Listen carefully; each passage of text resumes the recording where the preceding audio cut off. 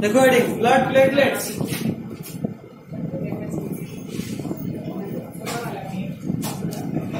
Blood platelets देखिए इसमें blood platelets देखिए, these are the cell fragments. These are the cell fragments. These are the cell fragments. Cell fragment.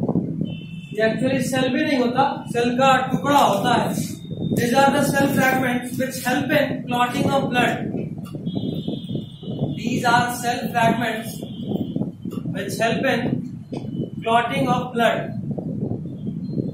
These are cell fragments which help in clotting of blood.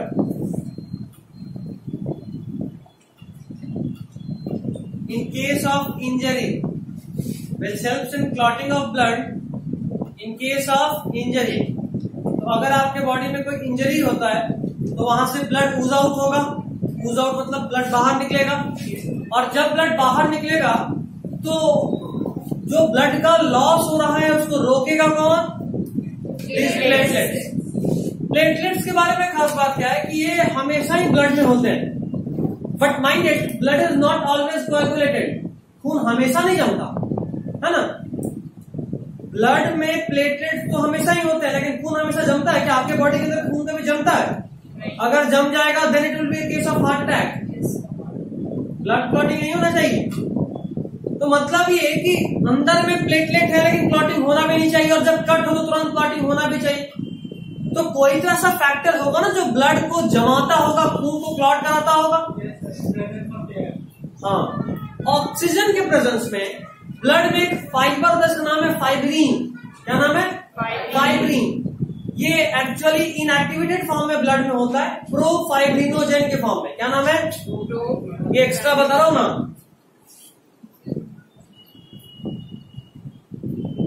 प्रोफाइब्रिनोजेन। ये प्रोफाइब्रिनोजेन जब oxygen के contact में आता है तो convert हो जाता है फाइब्रिन में। और फाइब्रिन इस तरह का फाइबर होता है, जहां कहीं भी कटा वहां पे इस तरह जमा हो गया। ठीक है, अब जरा सोचो कि अगर अंदर से खून बाहर आ रहा होगा तो ये इतना फाइन फाइबर कुछ नेट टाइप का नहीं बना दिया, जाली टाइप का, तो जो हमारा आरबीसी सब होगा उसी में फंसना चालू होगा।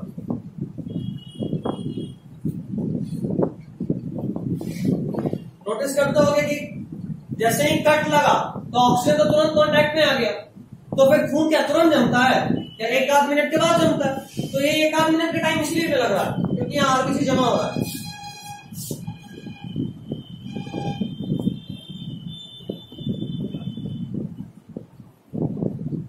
अब जरा सोचो, अगर इस आरबीसी इस पूरे छेद को भर देगा तो क्या उसके बाद भी खून बाहर आ पाएगा? मतलब अगर आप चाय छन्नी से चाय छान रहे होते हो, स्टार्टिंग में चाय तो बहुत आराम से छन रहा होता है, बट कुछ सेकंड के बाद, कुछ मिनट के बाद वहां पे चाय का पत्ती जमा होने लगता है, और चाय का पत्ती जैसे ही जमा हो जाएगा बेस पे, उसके बाद चाय क्या छन पाएगा? नहीं छनेगा। एग्जैक्टली सेम चीज यहाँ हो रहा होता है, एग्जैक्टली सेम। आप नोटिस करते हो अगर कट थोड़ा बड़ा रहा तो पहले हल्का हल्का तुरंत से ये ब्लैक कलर का एक फाइबर दिखेगा, आपको लगेगा कि कुछ खून में लाल रंग दिख रहा। तो कई बार क्या होता है कि कट मान लो थोड़ा बड़ा कट है तो वहां पे गैप रहेगा और गैप में खून दिखेगा, खून के ऊपर हल्का सा ब्लैकिश अपीयरेंस होगा और वहां से कुछ पानी ऐसा बाहर आएगा। यस सर, होता है ऐसा। ये पानी ऐसा क्या होता है? अरे आरबीसी यहाँ फंस गया, लेकिन पानी तो पार हो सकता है ना। जैसे मान लो तुम जब चाय छन्नी से चाय छान रहे होते हो तो जो चाय का पत्ती पूरे छेद को जाम कर दे, फिर भी बूंद बूंद तो चाय नीचे गिरता है ना, कुछ तो पास आउट होता है, तो कुछ पानी बाहर निकलता है। कुछ समय के बाद क्या होता है कि जो भी छेद था थोड़ा मोड़ा भी वो भी भर जाता है आरबीसी से, तो उसके बाद एकदम से बंद हो गया। अच्छा, ये जो लाल होता है, ये जैसे मान लो कहीं भी चोट लगता है, चिल्लाता तो वहां पे काला रंग का एक लेयर जमता है। यस, ये काला रंग स्टार्टिंग से काला नहीं होता है, पहले थोड़ा रेडिश होता है, समय के साथ वो एक दो दिन के बाद काला बनता है। वो इसलिए क्योंकि ये फाइबर जब जम गया मतलब ब्लड से बाहर चुका, डेड हो रहा है, सूख रहा है। सूख रहा है ब्लैक होता है, उसके पहले हल्का रेडिश होता है। ठीक, तो प्लेटलेट्स का काम क्या हुआ समझ गए? ब्लड के अंदर फाइबर्स होता है इनएक्टिवेटेड फॉर्म में, प्रोफाइब्रिनोजेन के फॉर्म में, ऑक्सीजन के प्रेजेंस में फाइबर में कन्वर्ट हुआ फाइब्रिन, और ये फाइब्रिन एक नेट लाइक स्ट्रक्चर बना दिया आपके वाउंड पे, जो भी आपको ऊँट रहा वहां एक नेट लाइक स्ट्रक्चर बनाया। उस नेट लाइक स्ट्रक्चर में सारे आरबीसी डब्ल्यूबीसी जाकर जाम होकर फंसेंगे और धीरे धीरे ब्लड का क्लॉटिंग हो जाएगा। ठीक, एक और बात याद रखना, अभी हम आपको बस 2-3 नाम बताया, एक नाम बताया ऑक्सीजन, एक नाम बताया प्रोफाइब्रिनोजेन, बट एक्चुअली इस तरह से टोटल 8 फैक्टर्स होते हैं जो ब्लड के क्लॉटिंग के लिए रिस्पॉन्सिबल है। कितने? 8, जिनमें से फैक्टर नंबर 8 को बोलते हैं क्रिसमस फैक्टर, और अगर ये फैक्टर नहीं रहा तो जो बीमारी होता है उसको बोलते हैं हीमोफीलिया। कई बार सुना होगा कि अगर कहीं कट लग गया तो किसी का खून बहते ही रहेगा, कभी नहीं जमेगा। ऐसा एक बीमारी होता है कि अगर जरा सा भी आपको कट लग गया तो आपका खून कभी नहीं जमेगा, फाइनली वो आपका डेथ का कारण बनेगा। मतलब एक पिन भी आपको बॉडी में चुभ गया तो सारा खून वहीं से बह जाएगा और आपका डेथ होगा। हाइड्रोफीलिया होता है कुत्ता। अच्छा, हाँ, हाइड्रोफीलिया, सॉरी सर। हीमोफीलिया ये एक जेनेटिक डिसऑर्डर है जो जन्म से होता है, ठीक है, और ये ऐसा बीमारी है जो मेल्स को ज्यादा अफेक्ट करता है, फीमेल कैरियर्स होती है। कैरियर मतलब खून थोड़ा लेट से जमेगा बट जम जाएगा। एक्चुअली इसका जो जीन होता है ना ये एक्स क्रोमोसोम पे होता है। तो मेल में कितना एक्स है? एक। अगर कोई खराबी आया तो दूसरा कोई ऑप्शन नहीं है उसके पास, जबकि फीमेल में कितना एक्स है? 2 एक्स। एक में खराबी आया भी तो फिर भी दूसरा है कंपनसेट करने के लिए। और सच्चाई ये भी है कि ऐसा कोई मेल जो हीमोफीलिक हो, क्या वो जिंदा रह पाएगा? अरे बचपन से लेके बड़ा तक में कोई कट नहीं लगेगा, पॉसिबल है? इम्पॉसिबल वाला बात। अभी पता है एक पिन भी चुभ गया, जरा सा भी कट, मच्छर भी काटा और जोर से काटिए खून निकाले तो खून बहता ही रहेगा, नहीं रुकेगा। तो कोई चांस है मेल के बचने का? नहीं। अच्छा, मान लो ऐसा कोई मेल बच्चा जन्म ले लिया, 1 साल तक जिंदा रह भी गया, लेकिन क्या उस 1 साल में वो रिप्रोड्यूस कर सकता है? रिप्रोड्यूस करने का एबिलिटी आने के लिए कितना समय चाहिए मेल को? कम से कम 14-15 ईयर। जब कोई मेल प्यूबर्टी अटेन करता है 14 साल तक कोई मेल बचेगा? बचेगा ही नहीं। सेक्स डिटर्मिनेशन कैसे होता है? ये क्या मेल या फीमेल? मेल है। ये क्या? फीमेल। मान लो ये एक्स इसका खराब था, इसको एक्स डैश लिख रहे हैं, हेमोफिलिक एक्स है। तो अभी अगर कोई बच्चा जन्म लेगा, अगर मान लो ये वाला एक्स गया और ये वाला एक्स गया, एक एक्स डैश और एक एक्स, मेल बनेगा या फीमेल बनेगा? फीमेल। जरा एक बात बताओ, ये फीमेल जिंदा रह सकती है या नहीं?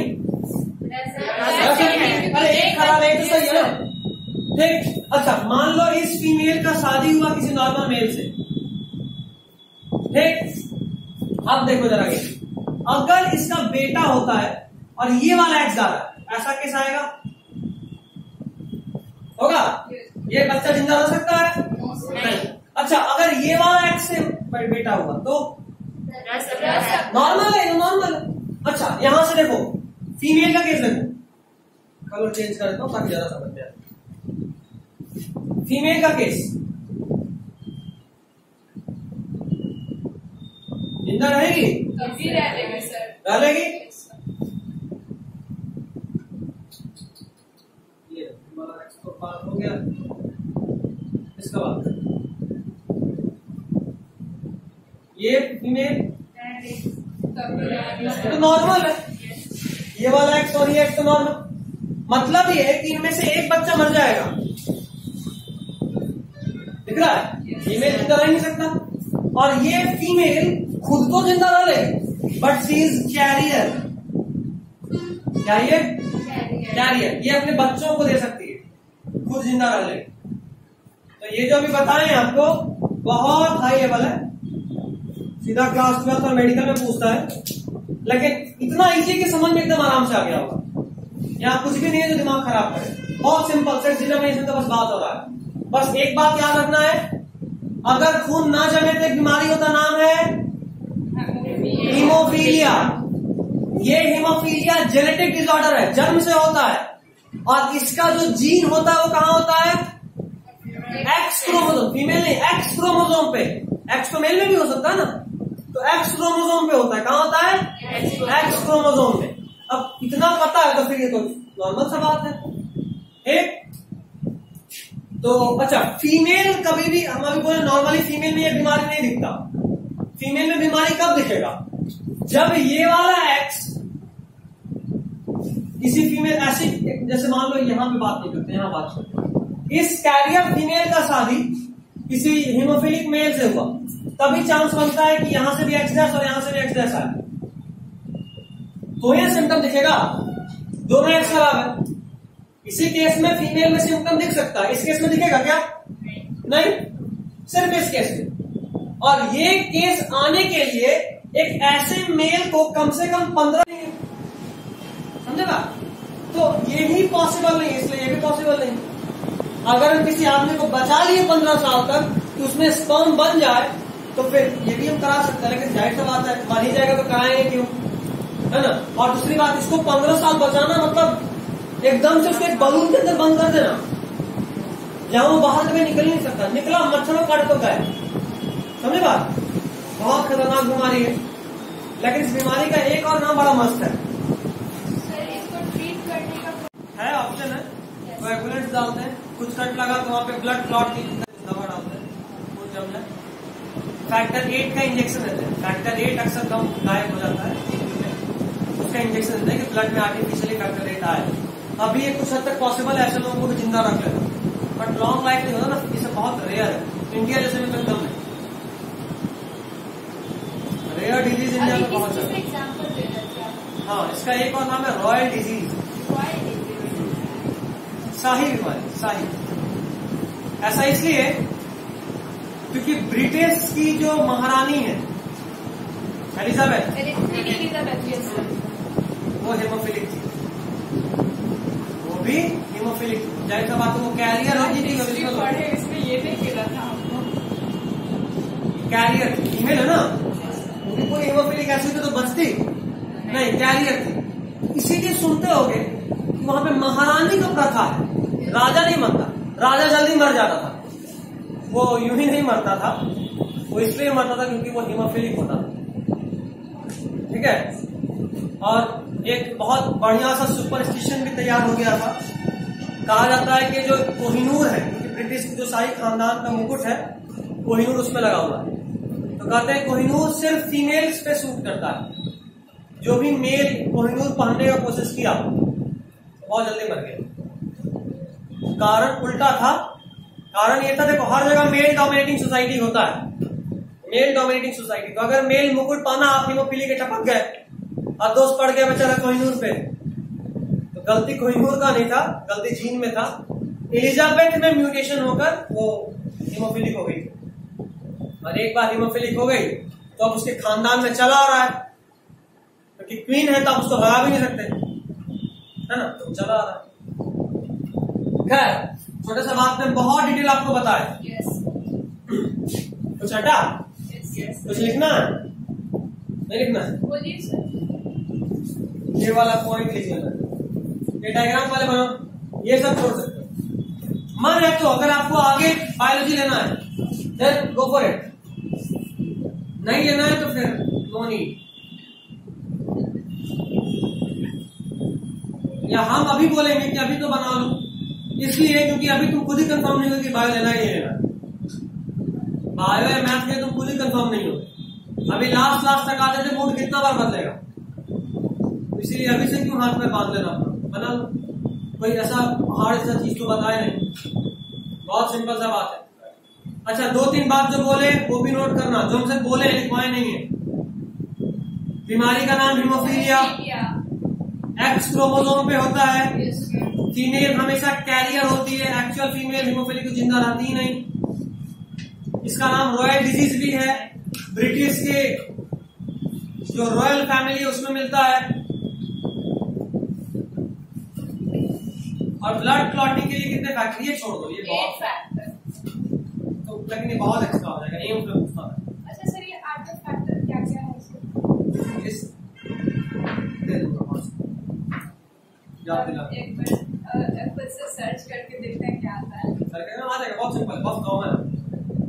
फैक्टर 8 ज्यादा इंपॉर्टेंट है, 8 भी नहीं बोलता है, 9 या 10 है, 9 या 10 फैक्टर। एम्स में पूछता था, उसके बाद से नहीं पूछता था, अब एम्स का एग्जाम ही नहीं होता तो कोई छोड़ नहीं आपको इतना नॉलेज है सर कि कहीं से कोई क्वेश्चन आया मार दीजिएगा, प्रैक्टिस हो गया। नॉलेज का कोई अंतर नहीं। लास्ट क्लास में यही बता रहे हैं, टॉप पे पहुंचना बड़ा आसान है, मेंटेन करना बड़ा मुश्किल है। डेली कुछ ना कुछ नया आ रहा है आपको सीखना है। सर अभी क्या आप जो टर्म टू है क्या वो फिक्स नहीं है अभी? मुकेश्वर सर अभी बोलेंगे अभी कोई फिक्स नहीं है सर। अब तो सैंपल पेपर भी सीबीएसई रिलीज कर दिया, 3-4 दिन पहले किया, नया सिलेबस भी आया, किसान तो भेज ही दिए थे। सिलेबस ना है सर, सैंपल पेपर आप हम लोग ग्रुप पे भेज दीजिएगा तो खोजने वाले नहीं है हम। सिलेबस जब आया तो मेरे पास 12th का हमको मिल गया था, 10th वाले के लिए हम कृष्णा सर को मैसेज किए कि आप ही भेज दें, साइंस का भी हम नहीं ढूंढने वाले, उसका मैंने कॉल करा। हम लोग एमसीक्यू में ही नहीं रहा, जो गूगल से रहता है उसी को सॉल्व करते हैं बस। अप्रोच एमसीक्यू का रखना होता है, एमसीक्यू ढूंढने की जरूरत नहीं। हम जब टेस्ट लेंगे तो उसके बाद से कोई एमसीक्यू नहीं आएगा, उसके बाद तो गारंटी दे सकते हैं हर क्वेश्चन हम डालेंगे, कुछ नहीं। सर इतना देर तक है स्कूल ही टेस्ट लेता है, ये सब समझ ही नहीं आता है क्या करें। बस पढ़ते हो गया, थोड़ा फास्ट करवा, बहुत पढ़ाई के मूड में, सप्ताह में एक ही दिन पढ़ाई के मूड में होते हैं, बाकी दिन सबका क्लास लगाने के मूड में होते हैं। अब आधा घंटा जब पढ़ाओ तो टाइम उड़ जाता है, पास वाले टाइम में खत्म नहीं होता। हो गया सब लोग मिटाएं, क्योंकि बोर्ड मिटाना भी होगा। जो बस बोला वो लिखे। Yes sir. इसका एक और नाम ब्लड अगर क्लॉट ना हो तो बीमारी का नाम हीमोफीलिया, HAEMOPHILIA, हीमोफीलिया।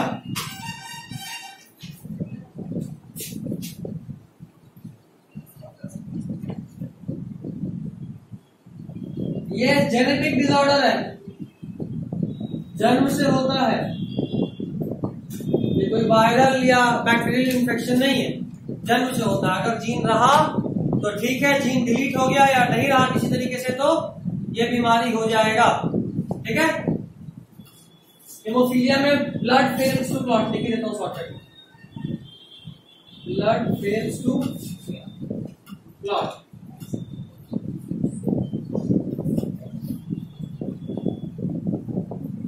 एक और नाम इसका रॉयल्स डिजीज, और क्या बताया था? एक्स क्रोमोसोम में दिखता है। Genetic disorder due to change in X chromosome. Female का हो रहा है। पता है अगर कोई चीज एक्स क्रोमोसोम पे फिक्स्ड हो या वाई क्रोमोसोम पे फिक्स्ड हो, जैसे मान लो मेल में भी बहुत तरह के जीन्स होते हैं, 3-4 तरह के जीन्स होते हैं। जैसे मेल में एक जीन है TDF, टेस्टिस डिटरमाइनिंग फैक्टर। अब टेस्टिस तो सिर्फ मेल में बनना है, तो ये जीन तो फीमेल में होगा नहीं, तो ये जीन वाई क्रोमोसोम पे होता है। तो ये क्रोमोसोम ये जो जीन रहा ये बोलेंगे वाई लिंक जीन। क्या बोलेंगे? Y linked gene. इसको क्या बोलेंगे? X linked gene. X link gene है, ये सिर्फ एक्स क्रोमोसोम पे होता है। उसी तरीके से कुछ सेक्स इन्फ्लुएंस्ड जीन भी होता है, मतलब होता तो मेल और फीमेल दोनों में है लेकिन दिखता किसी एक में। जैसे मान लो बियर्ड वाला, बियर्ड या मोस्टेक किसमें आता है? मेल या फीमेल? मेल में आता है, लेकिन इसका मतलब ये नहीं कि इसका जीन फीमेल में नहीं होता है, जो कि नॉर्मली लगता है। नहीं, कम में नहीं, बिल्कुल बराबर होता है, सेम। दिखता क्यों नहीं? क्योंकि इसमें एस्ट्रोजन होता है जो उसको सप्रेस कर देता है। कई बार देखो किसी फीमेल में अगर किसी एबनॉर्मेलिटी की वजह से एस्ट्रोजन का लेवल कम हो जाए तो बियर्ड या मोस्टेक आता नहीं आता। कई बार फेशियल पे भी हेयर्स आ जाते हैं फीमेल्स में भी। या अगर फिर भी मन नहीं लग रहा हो कि नहीं सर तो मजाक कर रहे हैं, पापा का सर्टिफिकेट लेना तो 3 बार सेव कर लेना, फिर देखो। तो अगर वहां हेयर्स का अपीयरेंस हो रहा है मतलब क्या? कोडिंग है बॉडी के अंदर, जीन है बॉडी के अंदर, तभी तो बाल आ गया, तो नहीं आता। समझे बात? तो इस तरह का भी जीन्स होता है, जो होता दोनों में बट दिखता किसी एक में। ऐसे ही ब्रेस्ट का अपीयरेंस या फॉर्मेशन कहाँ होता है? फीमेल में। मेल में नहीं होता क्या? मेल में भी जीन्स होता है लेकिन अपीयरेंस नहीं होता। अगर एस्ट्रोजन का इंजेक्शन लो तो देखो फिर गायनेकोमास्टिया का केस हो जाएगा। Gynecomastia means appearance of mammary gland in male. Mammary gland मतलब ब्रेस्ट। हम लोग मैमेल्स हैं, मैमल्स हैं ना हम लोग। पता है मैमल्स का खास फीचर क्या होता है?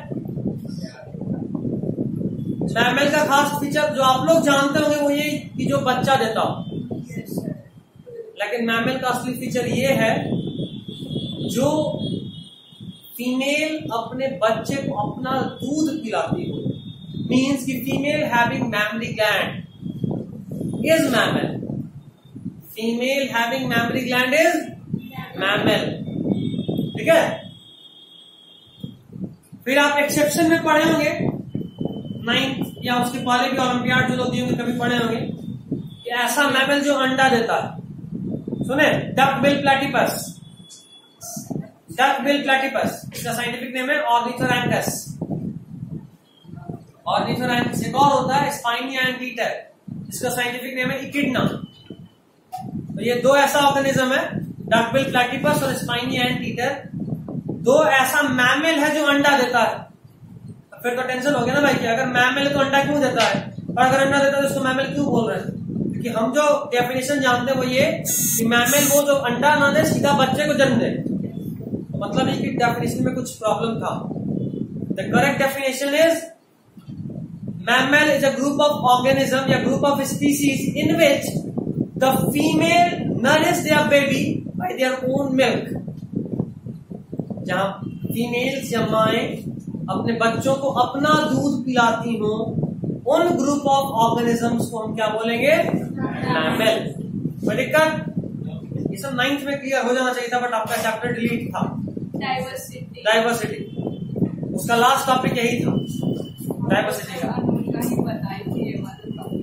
कोई बात नहीं बट बहुत इंपॉर्टेंट था। आप लोग का कुछ इंपॉर्टेंट चैप्टर डिलीट हो गया है 9th में। 10th में भी हुआ है बट चलिए कोई नहीं। क्या लिखे थे लास्ट में? कोई बात नहीं, चेंज होना भी जरूरी है। लास्ट पॉइंट क्या लिखे थे? उसके पहले क्या भाई पढ़ो ना। These are the cell fragments which help in clotting of blood in case of injury.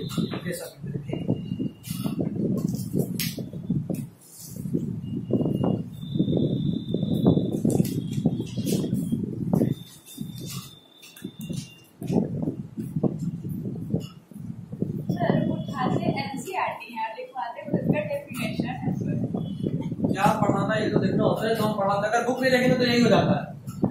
पढ़ाते पढ़ाते हमको याद आते चला जाएगा, हम पढ़ाते चले जाएंगे। एक पॉइंट लिखिए, इन केस ऑफ या ऐसे लिखो the prolonged leakage of blood, the prolonged leakage of blood.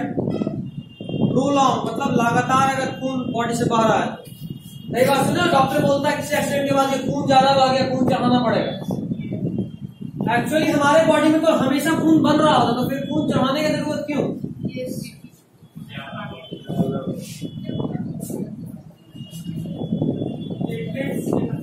तो पता है अगर आप एक बोतल खून दान करते हो, जो ब्लड डोनेट करते हैं, उसका असर मुश्किल से 2-3 घंटा होता है। 3-4 घंटे के बाद आपके बॉडी में उतना खून दोबारा बन जाएगा, सिर्फ 3-4 घंटे। तो फिर क्या टेंशन? ब्लड लॉस हो भी गया तो ठीक है, 3-4 घंटे के बाद तो खून नहीं जाना, तो खून चाहो। देखो अगर खून बह रहा है तो फिर आरबीसी, डब्ल्यूबीसी, प्लेटलेट सब बह रहा है ना।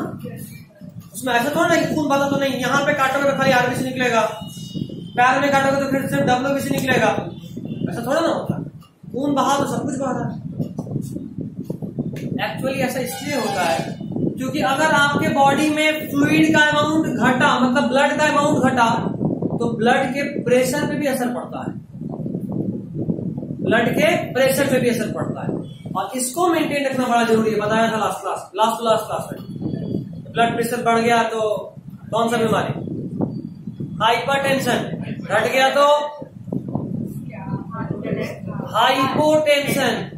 हाइपरटेंशन एंड हाइपोटेंशन दोनों केस में बताया था। खैर क्या लिख रहे थे? The prolong leakage of blood will lead to the prolong leakage of blood would lead to would या वेल, कुछ भी लिखो, वेल या वुड दोनों में से कुछ भी चलेगा। The prolong leakage of blood will lead to loss of pressure, loss of pressure will lead to loss of pressure which would reduce the efficiency of pumping system, which would reduce the efficiency of pumping system, which would reduce the efficiency of pumping system। जो blood pump हो रहा है उसकी efficiency को घटा देगा। हो गया? डालिए अगला रिंग लेम।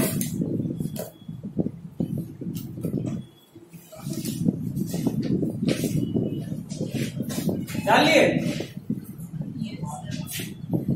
सब लोग, ध्यान दीजिएगा जरा बोर्ड पे, यहां पे फिर से समझा रहा हूं।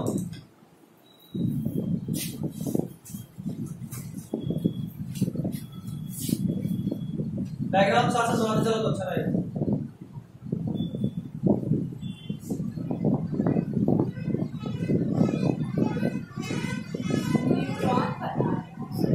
बस बना कुछ मत।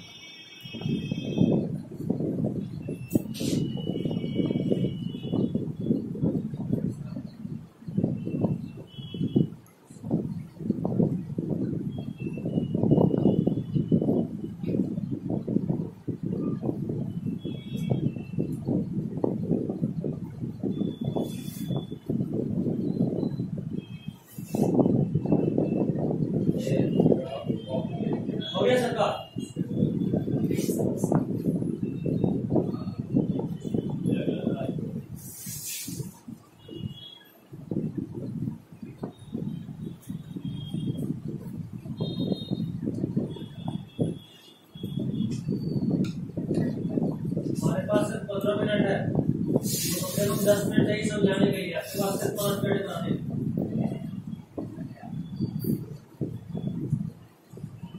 आज कितने लोग एब्सेंट हो?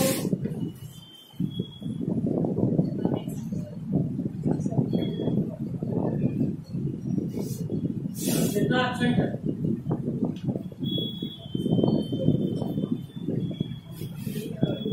अपने अपने बैंक से बताओ, अपने अपने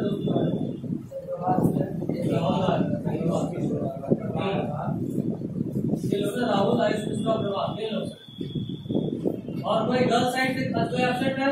नो सर, ऋषा सर। 4 लोग हैं।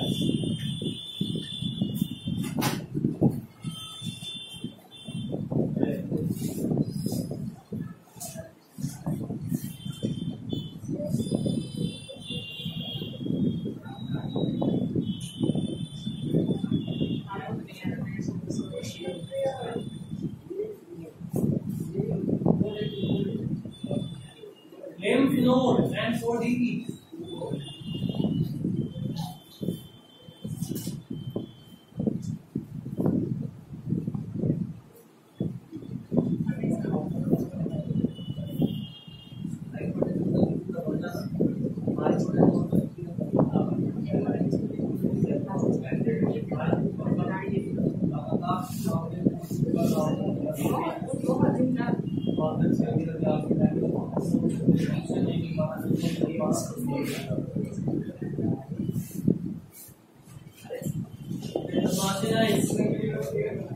हो गया?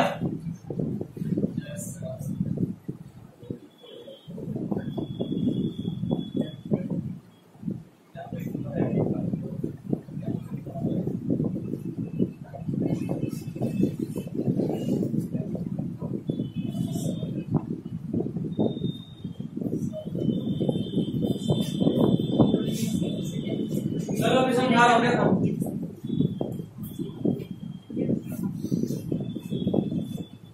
देखो होता असल में यूं है, बोर्ड देखना सब लोग, बोर्ड देखो। अगर बनान नहीं हो तो बोलो रुक जाते 1 मिनट, और बन गया तो सिर्फ बोर्ड देखो, क्योंकि ये भी हार्ट की तरह थोड़ा कम्प्लेक्स है, लेकिन पूरा कहानी डायग्राम सिखा देगा। डायग्राम सिर्फ इसीलिए बनाई है कि कहानी सिखाए। तुम लोग देख भी चुके कि डायग्राम याद करना पूरे थ्योरी को याद करने के मुकाबले कितना अधिक आसान होता है। हार्ट का पूरा स्ट्रक्चर, फंक्शन, ब्लड फ्लो सब उसी डायग्राम से बताया था, और वो शायद बेस्ट था तुम लोगों के लिए। डायग्राम को थोड़ा फोकस करना। देखो आपस से सब लोग, बात असल में ये है कि कैपिलरी मतलब अगर हम ये कहना चाह रहे कि कोई ट्यूब है, ये ट्यूब है, तो ट्यूब भी किसका बना हुआ है? सेल का। हमारे बॉडी में जो कुछ भी किसका बना हुआ है? सेल का। तो अभी जरा सोचो, सेल से बना हुआ चीज, मतलब ये कि कुछ 1-2 ईंटा मिलाकर, बहुत सारे ईंटा को मिलाकर बना हुआ चीज को हमको एक ईंटा के अंदर घुसाना है। Is it possible? No. Size का डिफरेंस है। मतलब ये कि ये जो कैपिलरी है कम से कम 2-3 सेल से मिलकर बना होगा। इसको अगर ब्लड हर एक सेल तक पहुंचाना हो तो हर एक सेल के अंदर घुसना इज पॉसिबल कि नहीं? ये एक ईंटा है, ये समझो सब ईंटा है, एक ईंटा है, और ये 2-3 ईंटा से मिलकर बना हुआ है। तो 2-3 ईंटा कभी भी एक ईंटा से तो बड़ा ही होगा। Yes sir. और अगर उससे बड़ा होगा तो क्या उसके अंदर जा सकता है? इम्पॉसिबल। मतलब ये कि बहुत बड़े पाइप को तुमको इस दरवाजे से घुसाना है, जो पॉसिबल नहीं। समझे बात? इम्पॉसिबल। तो यहां से जो भी ब्लड आया, यहां से जो भी ब्लड आया, अभी इसको पूरा पूरा न्यूट्रिएंट पहुंचाना है हर एक सेल तक, लेकिन चूंकि ब्लड वेसल हर एक सेल तक नहीं जा रहा है, तो इसका काम थोड़ा मुश्किल हो जा रहा है। हो रहा है कि नहीं हो रहा? बताओ। होता असल में यूं है कि जो कैपिलरीज होते हैं, उन कैपिलरीज के अंदर छोटा छोटा सा पोर्स होता है, ठीक, छेद। और ये जो ब्लड है ना, ये जो ब्लड है, ये इन छेद से बाहर निकलता है।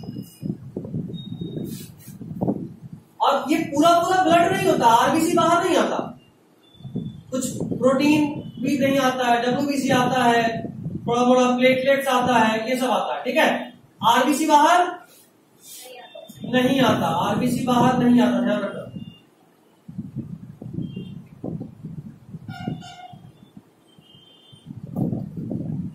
ठीक, बाहर आ गया। जरा थोड़ा सा इमेजिन करते हैं एक्चुअल सिचुएशन कैसा है। एक बहुत बड़ा पाइप से हम पानी लाए, हमको इस रूम में लेकर आना है पानी, उस पानी में हमारे लिए खाना है, न्यूट्रिएंट है, ठीक।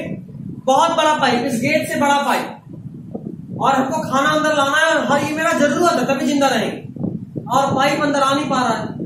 तो हम क्या किए, गेट के बाहर पाइप को खोल दिया और सारा पानी गिरा दिए। सारा पानी बहता हुआ इस रूम में आ गया और हम सब उसको खा लिए, उसके अंदर जो भी फूड था, ठीक। अब प्रॉब्लम एक ये भी है, जब तो रूम ऐसे ही सिर्फ पानी पानी भर जाएगा, तो पानी आया हम उससे खाना खाएं और जो बचा पानी उसको वापस भेज दे, ऐसा कोई सिस्टम हो। तो क्या हुआ, यहां से फूड आया, फूड अंदर तक नहीं आ पा रहा था, तो हमने क्या करा कि फूड में जो ब्लड था उसमें जो भी न्यूट्रिएंट था, आरबीसी और कुछ प्रोटीन को छोड़कर बाकी चीज बाहर आ गया। बाहर आने के बाद बहता हुआ इन सेल के थ्रू गुजरा, जिस सेल को जितना जरूरत था उतना यूज करा, समझे, जिस सेल को जितना जरूरत था उतना यूज करा, और यूज करने के बाद बाकी देखो वापस एक और पाइप है, देखो। मतलब ये कि यहां से पाइप से पानी आया था, इस गेट से पानी आया, यहां नीचे से बहता हुआ गया, हम लोग को जिसको भी जितना खाना था उसमें जो भी खाना था उसको खाए, और खिड़की से पीछे खिड़की से फिर से एक पाइप लगा जहां से पानी बाहर चला गया। समझे बात? एक बात जरा ध्यान देना, हम लोग पढ़ क्या रहे हैं, लिम्फ, और यहां क्या आया, ब्लड। एक्चुअली लिम्फ और ब्लड में कोई खास डिफरेंस नहीं है। ब्लड जब जो कैपिलरी जो उससे बाहर आता है, तो उसी यहां पे जो बह रहा है ना, देखो ये ब्लड था, यही चीज बाहर निकला, लेकिन जैसे ही बाहर निकल गया इसी का नाम क्या हो गया, मतलब लिम्फ और ब्लड में ज्यादा डिफरेंस नहीं है। एक चीज अगर मैथ्स की भाषा में समझे,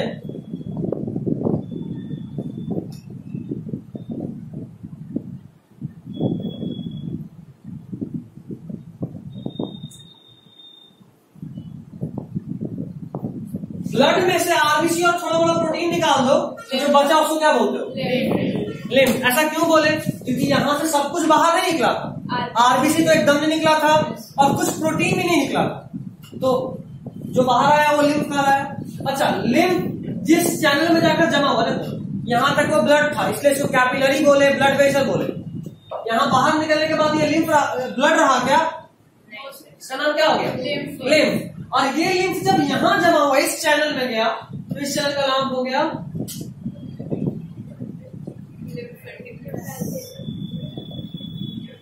लिम्फेटिक कैपिलरीज।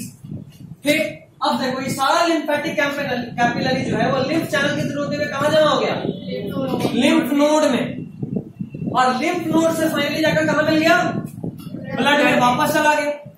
ऐसा इसलिए क्योंकि अगर ऐसा नहीं होगा तो क्या होगा कि खून में से पानी निकलता चला जा रहा, तो 10 लीटर खून था, एक दिन के बाद सारा पानी बाहर निकल गया, बच गया 1 लीटर, तो ब्लड का वॉल्यूम घट गया, जो फिर से दिक्कत है, ब्लड प्रेशर कम हो जाएगा।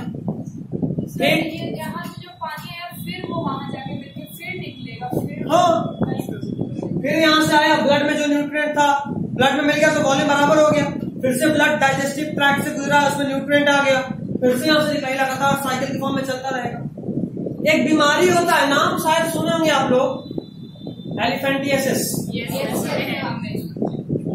फाइलेरिया सुने, फाइलेरिया हाथी पांव, एलिफेंटियासिस बहुत कॉमन है, ये मच्छर काटने से होता है। और इसमें क्या होता है कि आपका जो लोअर लिम्ब है, पैर, बहुत ज्यादा स्वेल कर जाएगा, ऐसा स्वेलिंग लगेगा हाथी का पैर है। ऐसा मेल के केस में, सीवियर केसेस में स्क्रोटम में भी स्वेलिंग आ जाता है। ठीक है, तो ये थोड़ा खतरनाक बीमारी है, और ऐसा जो लाइलाज टाइप का, कुछ नहीं कर सकते, एक बार हो गया तो हो गया। हाँ, वॉर्म से होता है, बिल्कुल। एक्चुअली होता ही है, ये जो होता है उसको बोलते हैं ऊचरेरिया बैनक्रॉफ्टी, ये नाम है उस पैरासाइट का जो एलिफेंटियासिस करता है, ऊचरेरिया बैनक्रॉफ्टी, जिसका वेक्टर होता है मॉस्किटो। मॉस्किटो जब आपको काटा तो उसके सलाइवा के साथ वो ऊचरेरिया आपके ब्लड में चला गया, वहां जाने के बाद क्या किया कि ये जो लिम्फ नोड है ना, ये सब लिम्फ कैपिलरी, वो जाके इसी को ब्लॉक कर देता है। कहीं जाके बैठ गया।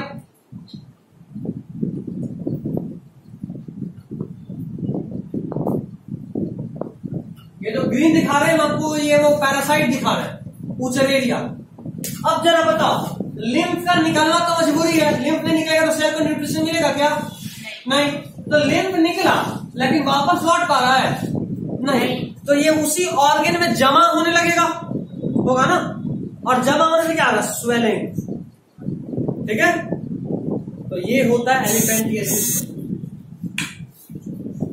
अच्छा, लिम्फ का दो तीन खास बात, लिम्फ कलरलेस होता है एनसीईआरटी के हिसाब से। Lymph is colourless. हमसे पूछोगे तो हम बोलेंगे स्ट्रॉ कलर का होता है। स्ट्रॉ मतलब पुआल है कि पुआल, कुट्टी जो गाय खाती है, ये जो पुआल हल्का येलोइश टाइप का होता है, इसके कलर का होता है ये लिम्फ। और इसमें थोड़ा कम प्रोटीन होता है, कंटेन लेस प्रोटीन। आरबीसी तो होता ही नहीं, और ये एनसीईआरटी में नहीं दिया हुआ।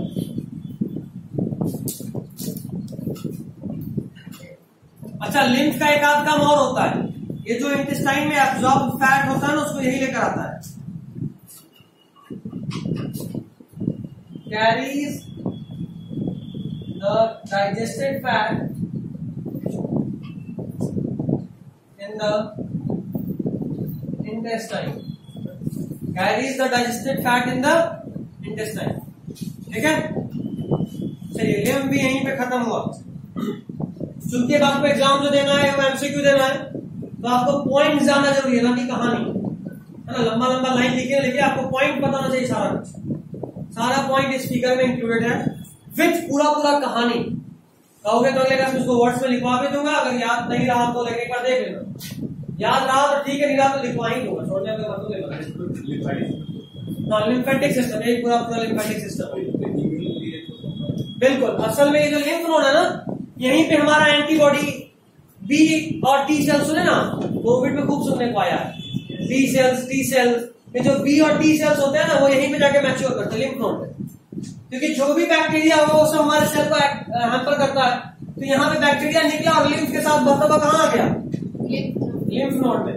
तो हमारा बॉडी में जब एंटीबॉडी बनता है ना, तो एंटीबॉडी को भेजा जाता है इसी लिम्फ नोड में कि जाके वहां आराम करो, जहां पर बैक्टीरिया दिखे लक्षण दिखने शुरू कर देगा। तो इसीलिए लिम्फ नोड यूं समझो कि वो ट्रेनिंग सेंटर होता है एंटीबॉडी का। डिफेंस में बहुत इंपॉर्टेंट रोल है इसका। चलिए, this is all for today.